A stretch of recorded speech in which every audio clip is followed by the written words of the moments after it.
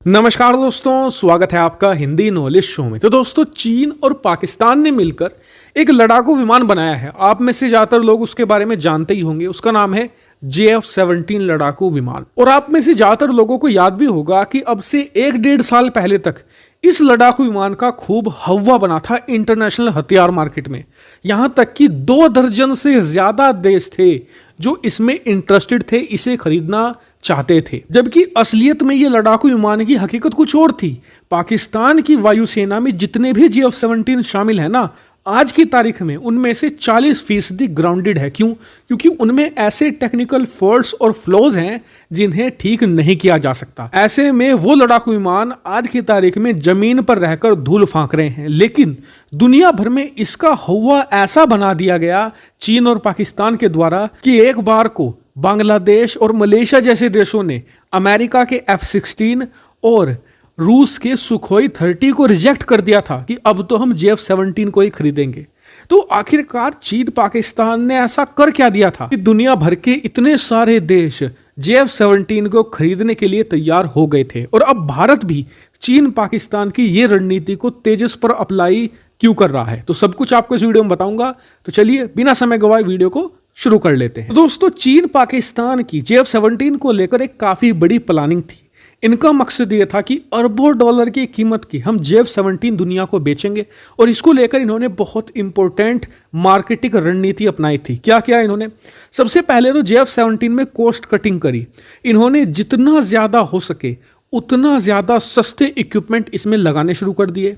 दूसरा, इन्होंने क्या किया कि दुनिया भर के जो बड़े बड़े एयर शो होते थे वहां पर JF-17 को एंट्री दिलवा दी। और यकीन मानिए, इन एयर शो में ही सारा खेल खेला जाता है। वो कैसे?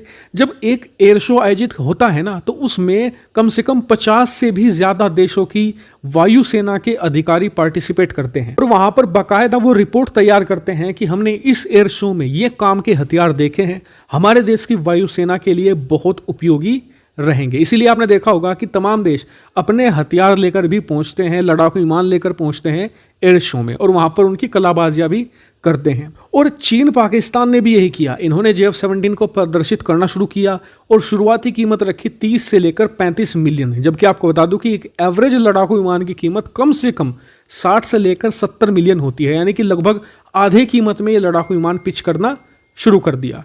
इसके अलावा चीन ने अपनी सस्ती PL सीरीज की मिसाइलें भी इसके साथ प्रदर्शित करनी शुरू कर दी।